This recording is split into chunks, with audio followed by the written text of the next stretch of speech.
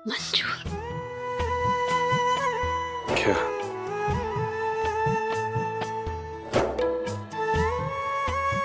आप चिंटू को मंजूर। चिंटू को मंजूर है?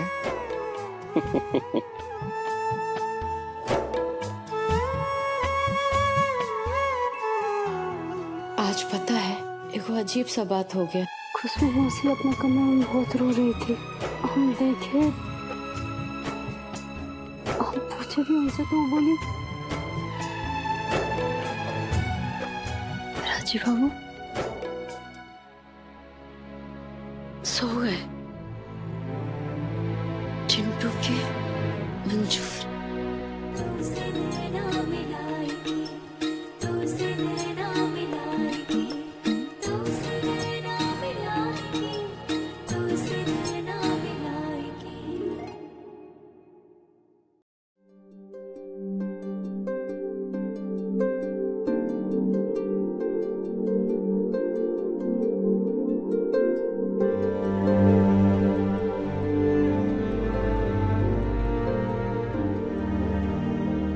हमारा ये शकल ही हमारे लिए बैरी है। इसी शकल के कारण तो बड़का बाबू हमको बहू के रूप में अपनाना नहीं चाहते, लेकिन हम भी बड़का बाबू को साबित कर देंगे कि हम अपने पति राजीव बाबू के लायक हैं, उनके काबिल है, इस घर के काबिल है, इस खानदान के लायक है। खूज सिर्फ एक शकल नहीं है, खूह एगो दिल भी है जो कभी समाज में उनका नाम कम नहीं होने देगी।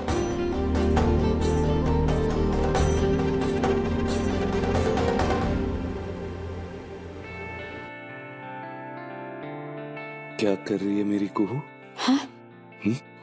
आप क्या ये?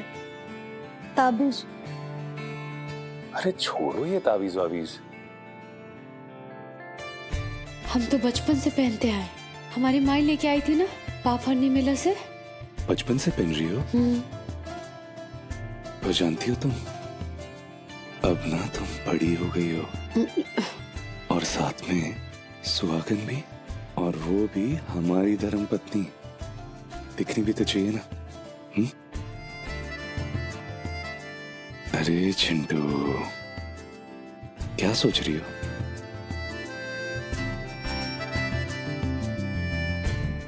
हमारे जीवन में तुम्हारे सिर्फ एक वचन की सच्चाई नहीं है, बल्कि 7 वचनों का हकीकत भी है। हाँ, माना हमने कि ये जो देव बाबा फुजूल अभियान है ना तुम्हारा, उसमें साथ नहीं हम तुम्हारे, लेकिन जीवन भर कदम से कदम मिलाकर तो चलना होगा ना।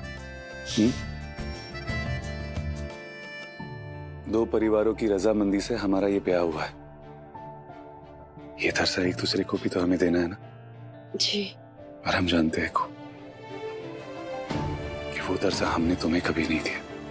नहीं, हम जानते हैं ये धर्म जो निभाना चाहिए था हमने कभी नहीं निभाया। ऐसा नहीं है। वो कौड़ी की कीमत नहीं है सिंदूर की। अब इसी वक्त जाओ और जो लगा है ना उसे हटा कर आओ। विवाह के पहले महीने में पत्नी की मांग भरने का चलन होता है ना। जी।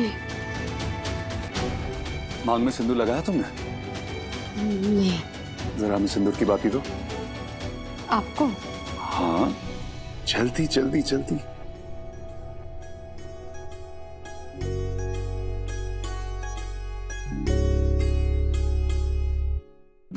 काया की गगरिया पे कांच की नजरिया, काया की गगरिया पे कांच की नजरिया, का कहो डारी तूने ऐसी रिसा, दिल सुधार है हमारी। का कहो डारी सॉरी राजीव बाबू, ऐसा मत कीजिए आप। नहीं, अच्छा सॉरी। नहीं कर रहे हैं। अरे हम तो सोच रहे थे कि छाप तिलक हम सोच रहे थे कि सब छिन बाकी का विधि भी पूरा कर लेंगे। बाकी का बिजी का अरे क्या कर रहे हैं राजीव बाबू? उतारिए उतारिए हमको। तारू, हाँ क्या कर रहे हैं आप? हुई विधि कौन सा विधि? बताते हैं, बताते हैं। क्या कर रहे हैं आप? गिर जाएंगे इधर से हम। तुमको हाँ, का पत्नी बनाने का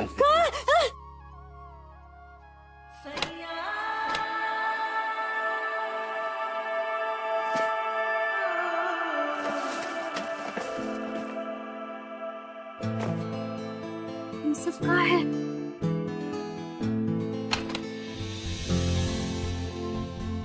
ये सब क्या है? पत्नी का परिधान, उसका साजो सामान।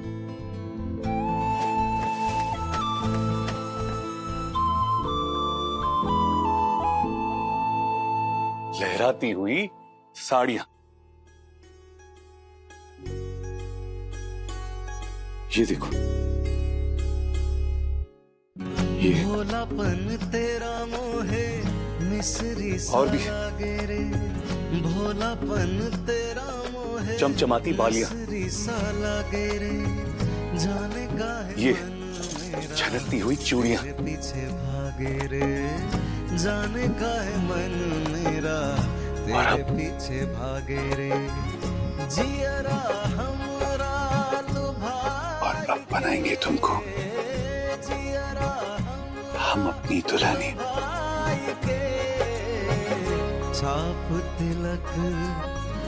छाप तिलक सब छिन गयो रे तो से नैना मिलाई के, छाप तिलक सब छिन गयो रे तो से नैना मिलाई के, जग ये सारा भुलाई के, छाप तिलक सब छिन गयो रे तो से नैना मिलाई के।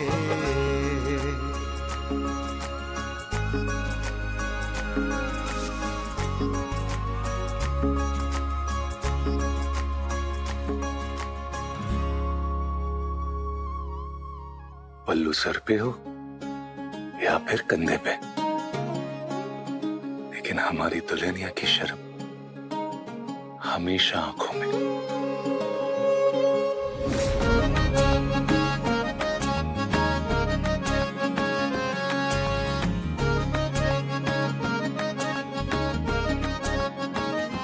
ये हार नहीं है, ये हमारी बाजुएं हैं जो हर वक्त तुम्हें घेरे रहेंगी।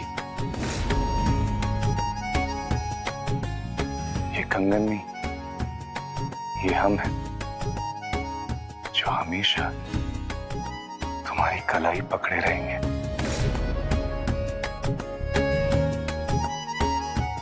इन झुमकों से झूमो हर पल, हमारी बाजू।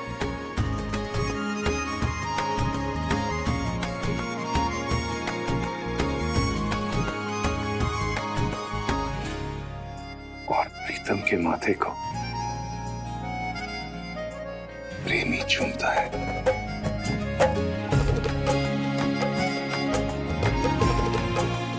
आप तो सोच रहे हैं?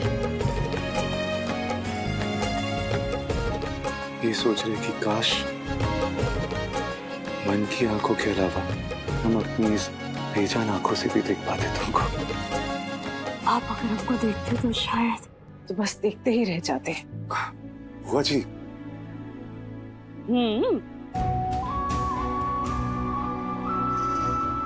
अगर तुम देखते होते ना राजीव, तो तुम्हें इससे दोबारा प्यार हो जाता। इसका लक्ष्मी जैसा रूप देखकर तुम्हारा सर इसके सामने अपने आप झुक जाता।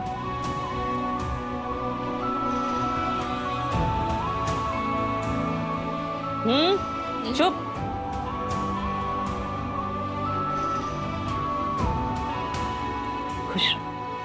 सदा सुहागन रहो।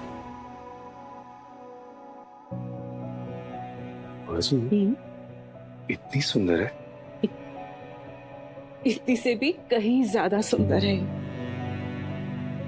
कितनी ज्यादा? राजीव बाबू, अरे तुम चुप करो चिंटू। आप बोलिए बुआ जी, कितनी ज्यादा? चेहरा ऐसा कि बेदाग चांद अपने आलोक में दमकता हुआ,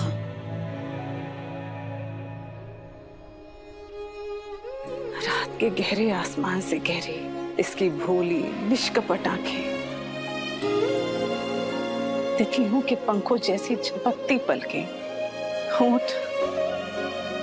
होंठ ऐसे जैसे झील में खिलता हुआ एक लौता कमल, और केश मानो ऊंचे शिखर से गिरता हुआ झरना। अरे बुआ जी आप चुप क्यों हो गई? बोलिए ना। शब्द कम पड़ गए बेटा। अरे कोई बात नहीं बुआ जी, इसके आगे की छवि ना हम देख चुके हैं अपनी मन की आंखों से। अरे अब तो पूरा चंदेल भवन देखेगा हमारी दुल्हनिया और इस घर की बड़ी बहू को। बुआ जी चले उनका इनसे विधिवत परिचय करा दे। ए चिंटू चल। मंजूर। मंजूर, चलो चलो।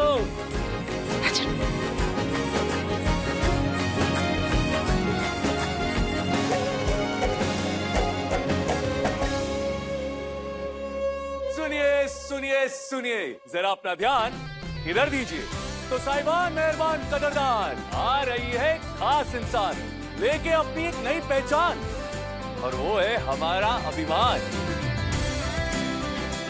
जोरदार तालियों के साथ स्वागत कीजिए हमारी धर्मपत्नी कुहू राजीव चंदेल का।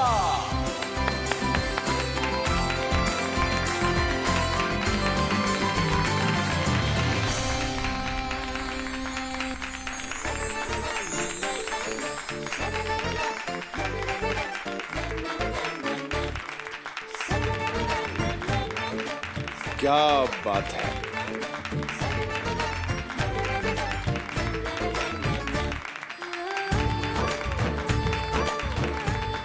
वाओ भाभी, शी लुकिंग गॉर्जियस। भाभी आप कितनी प्यारी लग रही हैं, एकदम अप्सरा जैसी, है ना राजीव दा? हाँ बिल्कुल। वाह, ये हमारी कुहू भाभी है। बनो मत, कुहिया है। दादा, आप हमसे बड़े, लेकिन एक बात जरूर कहेंगे, शाबाश। क्या बात है, अभी हीरो को तो हीरोइन मांगता ना बॉस।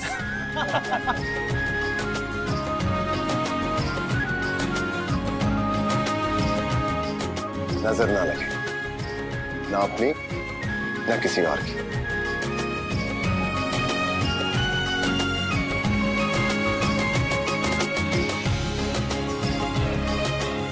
सुनो, ये घर के सारे नौकरों में बांट और कहना कि अपने असली रूप में घर में लक्ष्मी आई है, ठीक है?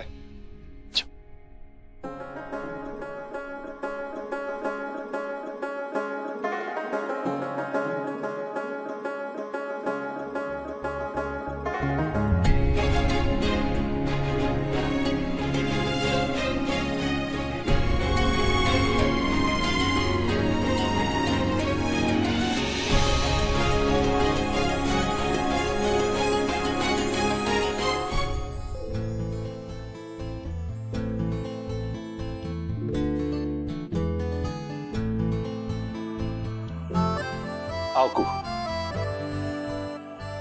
आज से तुम यहीं बैठोगी हमारे बगल में।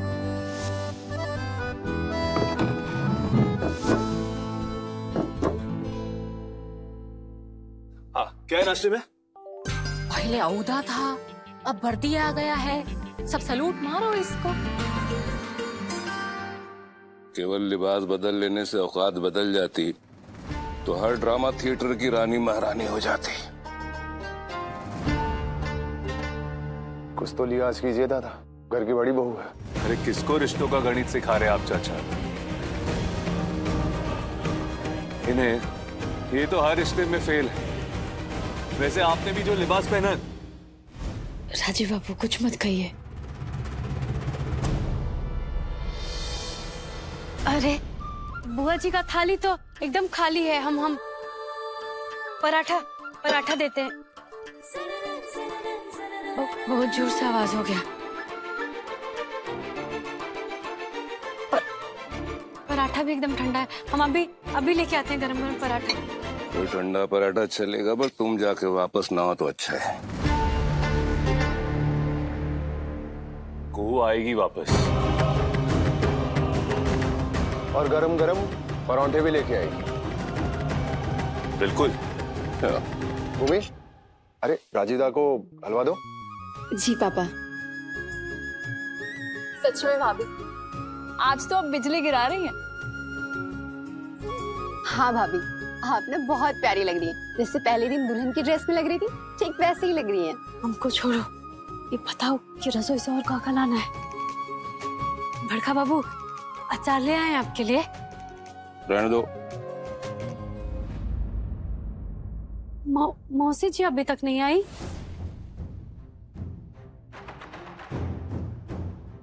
आते हैं हम।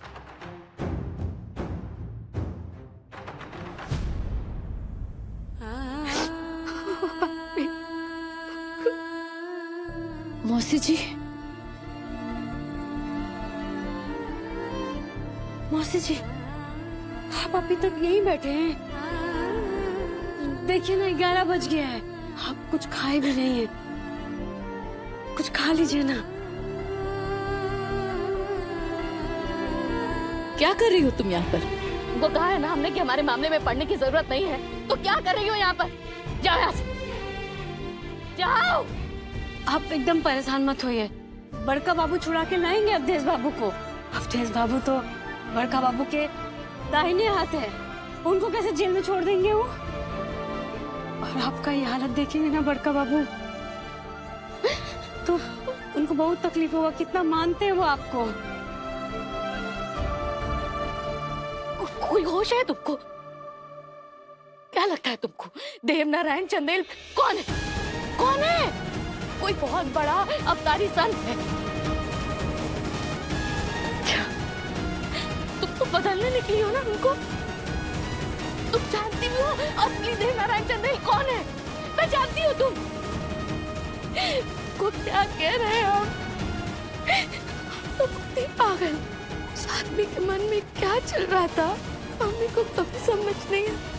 रात देखो चंदेल भवन में कौड़ी का हाथ रह गया हमारा। कौड़ी का हमारा बेटा जेल में तड़प रहा। जाने कौन हाल में होगा हमारा देश। हम यहाँ खून के आंसू रो रहे, लेकिन किसी को नहीं पड़ा है हमारा। भिखारी जैसा हालत हो गया है हमारा। अब बस हमसे हम याचना कर सकते हैं, विनती कर सकते हैं, हमको हमारा देश लौटा दो हमारा देश। मौसी जी आप चिंता मत कीजिए ना, पूरा परिवार आपके साथ हम बोल रहे हैं ना। तुम हमको धैर्य रखने का पाठ मत पढ़ाना। तुम कौन परिवार का बात कर रही हो तुम? अरे इसी चंदेल भवन के इस कमरे में हम खून के आंसू रो रहे हैं। हमारा बेटा जेल में सड़ रहा है। किसको पड़ा है कि घर में एक कमरे में एक माँ माता मना रही है, बाहर जश्न मन रहा है। तुमको नहीं दिखाई दिया? ऐसा होता है क्या परिवार? तुम खुद बताओ, इस घर का मुखिया कौन? बड़का रिटायर्ड जज देवनारायण चंदेल। और हमारा बेटा कौन? देवनारायण चंदेल का गुलाम। उसकी रिहाई का बात तो छोड़ो, कोई उसके बेल के बारे में भी बात नहीं कर रहा है। कोई उसका खोज खबर नहीं ले रहा है। मौसी जी हम आपसे कहे हैं ना, माने हम पहले भी वचन दिए थे, वापस से वचन देते हैं कि अवधेश बाबू को ना हम जेल से छुड़वा के जरूर लाएंगे। देख लीजिएगा आप। तुम हमको वचन देने वाली कौन होती हो? तुम्हारे वचन से वापस आएगा हमारा बेटा अवधेश। तुम लाओगी? तारीफ से काम नहीं चलेगा। हमारा पहला रसोई है, तो आशीर्वाद के साथ साथ ना नेक भी चाहिए हमको।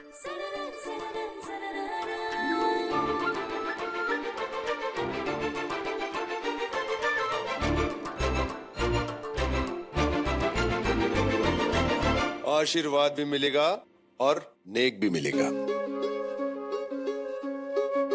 ये लो, लक्ष्मी को लक्ष्मी दे रहे हैं और साथ में आशीर्वाद भी कि खुशियों का खजाना कभी कम ना हो, हमेशा खुशियों का खजाना भरा रहे।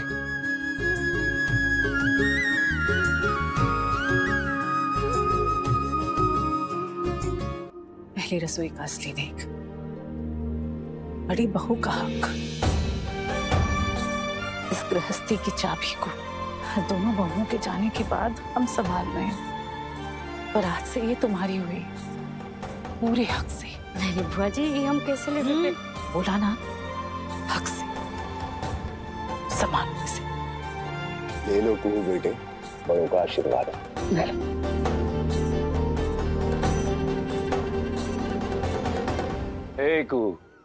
जरा इसे अपनी कमर पर लटका के चल के तो दिखाओ हमको। माँ को दिखा था, हम देखना चाहते हैं कि वही खनक तुम्हारी चाल में भी आती है या नहीं।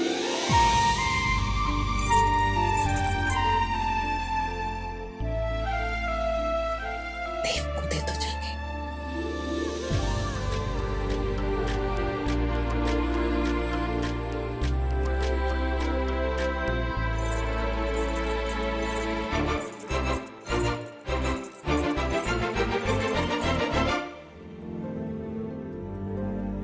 बरखा बाबू, हमारा पहला रसोई गाजर का हलवा।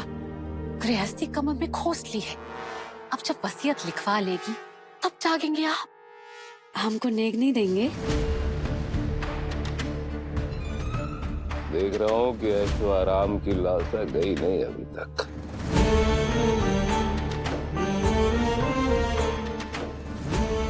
नहीं, क्या देंगे तुमको? तुमको पगार दे देते हैं। आज ये बड़ी बहू की ढोंग से पहले दासी तो थी ना तुम।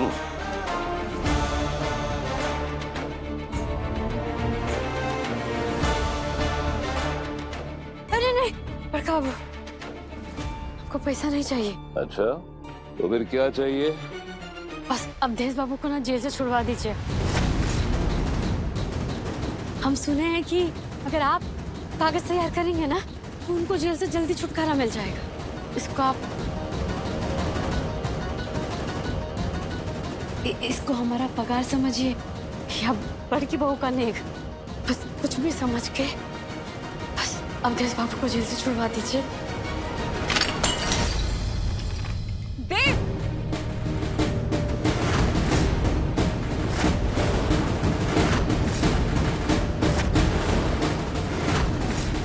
लगता है चाबियों का गुच्छा कमर में खोसते ही तुम्हारा दिमाग उड़ने लगा है।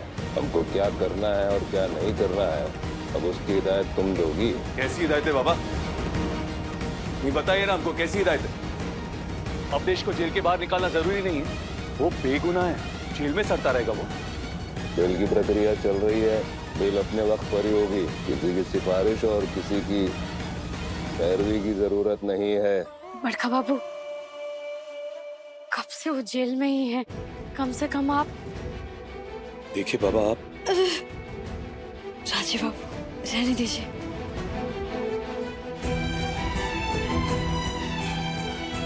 बड़का बाबू अब विद्वान है, कानून के ज्ञानी है, अगर आप चाहेंगे ना तो जल्दी उनको बेल हो जाएगा।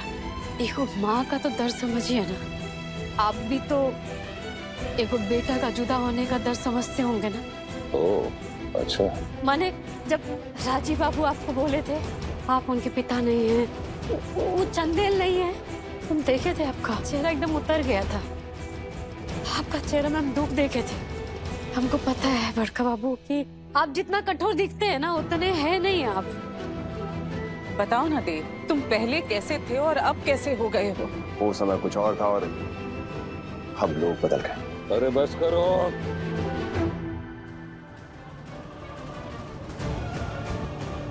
बड़का बाबू बस हम इतना ही कहेंगे कि देखो बेटा को उनका माँ से जुदा मत कीजिए। अरे बंद करो ये बकबक तुम्हारी।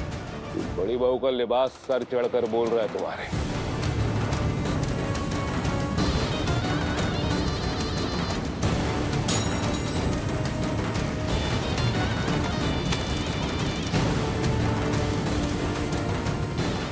कर रहे हो देव? बड़ी बहू की पहली रसोई और कुत्ते के कटोरे में? ये ऐसे इंसान को सुधरने चलिए तुम, ऐसे इंसान को हाथ देते तुम्हारी को। ये क्या बेहूदगी है ये?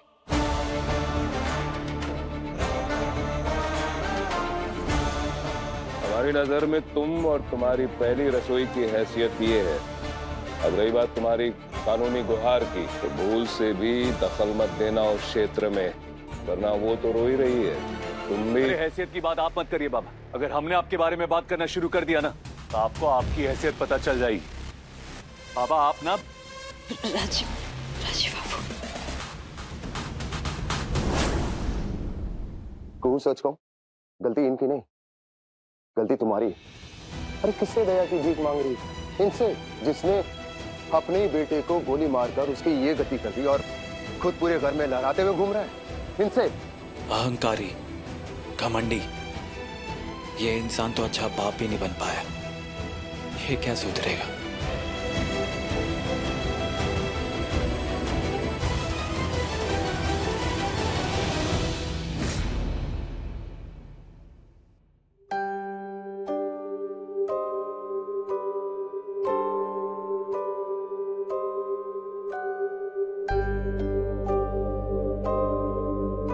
चिंटू,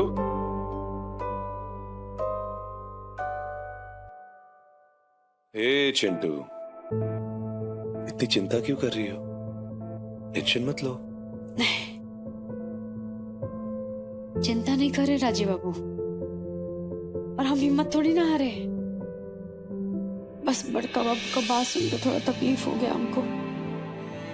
ए मेरा चिंटू, यही तो मकसद है उनका, तकलीफ देना तुमको। तो हमारा मकसद भी जारी है, उनको मनाने का। राजीव बाबू आपको बोले थे आप उनके पिता नहीं हैं, आपका चेहरा में हम दुख देखे थे।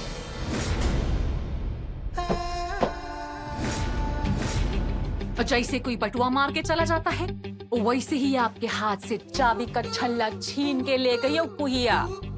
चाबी का छल्ला हम कब से कमर में लटकाने लग गए? एक ही बात है, औकात की कमर से लेकर उड़नछू हो गई घर की मिल्कियत।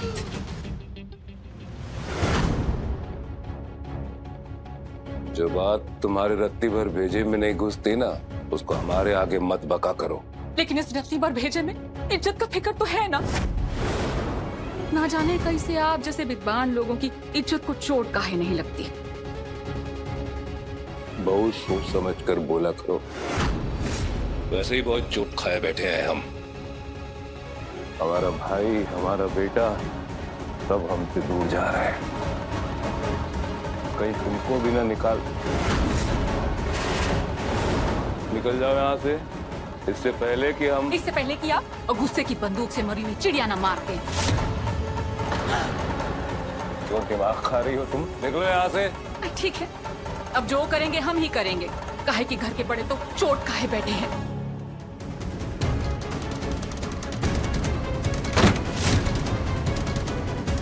ये भी हमको तेवर दिखाने लग गई। जाओ, हाथ मुंह धो लो। जाओ।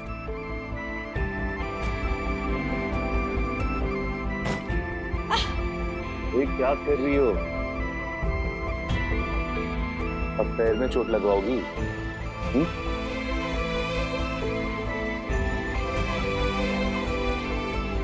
नहीं।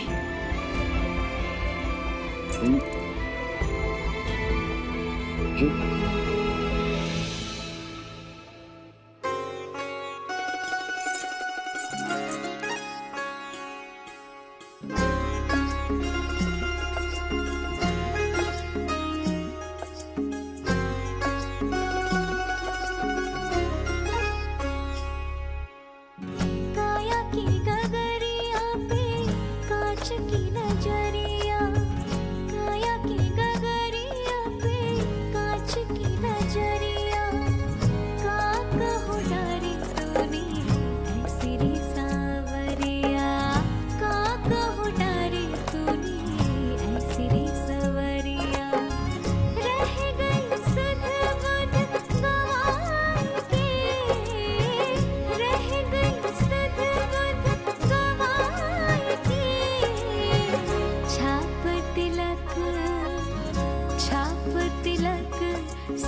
छिन गयो रे तो से नैना मिलाई के छाप तिलक सब छिन गयो रे तो से नैना मिलाई के पालिया सब को है पाल के छाप तिलक सब छिन गयो रे तो से नैना मिलाई के।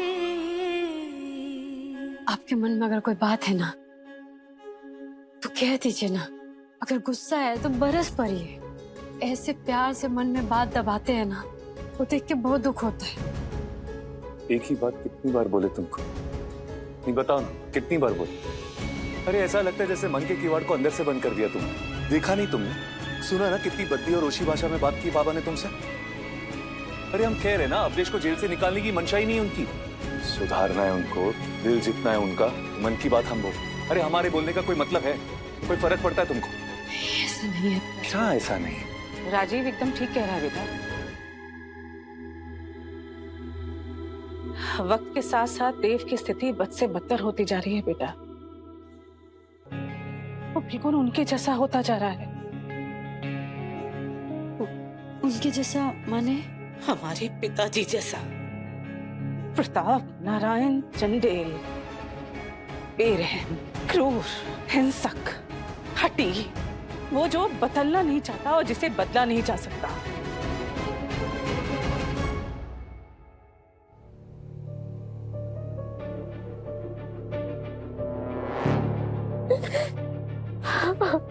ये आंसू नहीं, तुम्हारे कर्मों का फल है, जिसे भोगना जाना तो पड़ेगा तुमको।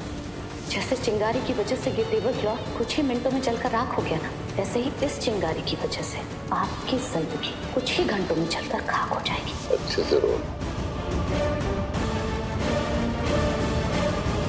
काश तुम एक बार मिली होती उनसे, हमारे पिताजी से, तब तुम्हें समझ में आता कि देव उन्हीं की छवि की राह पे चल पड़ा है। निष्ठुर, हिंसक, अमानुषिक, बिल्कुल अपने पिताजी जैसा। देव वो है ही नहीं जो वो बचपन में था, अपनी जवानी में था। धनी हमारा पुराना देव कहाँ खो गया है? ये वो देव है ही नहीं। हमारा भाई पता नहीं कहाँ खो गया। मुझे तो यकीन नहीं हो रहा बुआ जी के पापा कभी वैसे हुआ करते थे। मुझे भी यकीन नहीं होता राजीव कि देव इतना बदल गया। बचपन में देव ना बहुत नटखट था, मस्त मौला। और वो कॉलेज वाला देव, अरे हमेशा दूसरों की मदद करने के लिए तत्पर, आगे बढ़कर तैयार। पापा। हाँ राजीव, चुटकुलों का भंडार होता था उसके पास। हमको इतना हंसाता था कि हमारी हंसी के ठहाके ना पूरी हवेली में गुजा करते थे, जब तक कि वो आके नहीं धमकता था। वो क्रूर, असुर। एक दिन तो उसने हमारी हंसी ठहाकों की वजह से उसको इतना मारा, इतना सोटी से मारा कि उसकी पीठ लाल हो गई। बुआ जी। राजीव एकदम ठीक कह रहा है। राजीव के साथ अपनी इस प्यारी सी दुनिया में ना बस उसी में रम जाओ, उसी में बस जाओ। देव को सुधारने का मत सोचो, वो नहीं बदलेगा। वो जिस राह पे चल पड़ा है ना, उसको वापस लाना बहुत मुश्किल है, असंभव है। बेटा, बंजर जमीन पर फसल नहीं उगा करती, प्यार के फूल नहीं खिलते बच्चे। बुआ जी, हम भी यही समझाने की कोशिश कर रहे, ये है कि ना सुनने को तैयार है, ना सुधरने को तैयार है। बुआ जी, हम आपका चिंता समझ रहे हैं, लेकिन दुनिया में ऐसा तो कोई चीज नहीं है ना जिसको बदला नहीं जा सकता है। माने मौसम बदलता है, समय बदलता है, मन बदलता है, तो क्या इंसान नहीं बदलेगा? फसल तो छोड़िए, इंसान तो जमीन खोद के सोना भी निकाल लेता है, पत्थर पे फूल भी उगा देता है। और जो हमारे भोले बाबा है ना, वो अवगुण के साथ ना गुण भी देते हैं। और कभी कभी वो गुण ना कहीं छुपा होता है। हमको ऐसा महसूस होता है कि बड़का बाबू का जो दिल है ना, पत्थर का नहीं है बुआ जी। कोई तो चोट है जो उनके दिल में लगा है। अगर एक बार उनका दिल का चोट, उनका दिल का बात, वो मन तक हम पहुंच जाए ना, उनके दुख तक हम पहुंच जाए ना, तो जो बादल घिर गया है ना उनके दिल के आगे, वो हम हटा सकते हैं।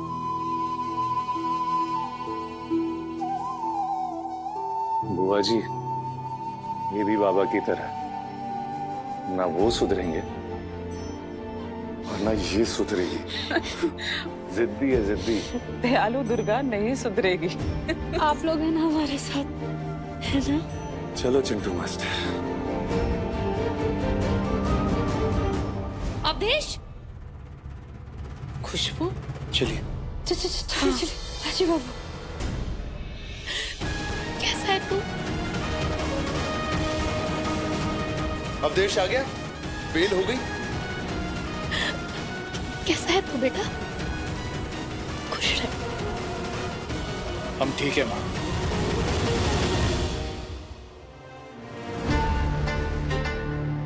जय हिंद सर। सर बेल पेपर्स मिल गए हैं। आपके जूनियर लॉयर ने थाने में आके जमा करवा दी थी। शुक्रिया इंस्पेक्टर साहब, शुक्रिया। ये सब हमारी दयावान दुर्गा की वजह से हुआ है। ये है तो सब मुमकिन है। साक्षात दुर्गा ही है। देखिए ना, पत्थर को भी पिघला दिया। भूमि, बेटा आरती का थाल लेके आओ। जी बुआ जी, अभी लाई। हम अभी आते हैं।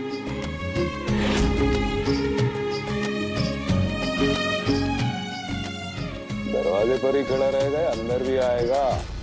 देव, एक मिनट ठहरो, कुहू को आ जाने दो। ये लो आ गई। ये लीजिए बुआ जी। बेटा तुम ही करो ना आरती। हाँ, आज तुम्हारी वजह से अवधेश जेल से छूट के आया है। पकड़ो थाल। जाओ।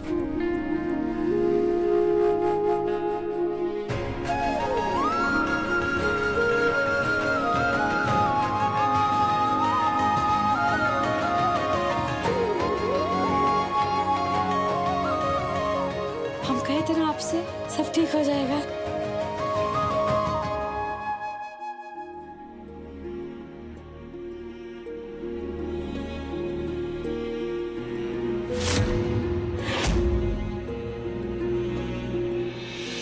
दादा, न जाने ऐसा क्यों लग रहा है कि हमारे बीते युग के देवराज फिर से लौटने वाले हैं।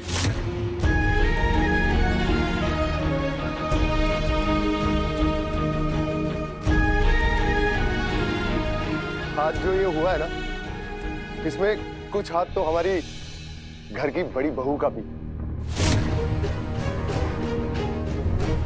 शाबाश को। ये है इसकी कीमत।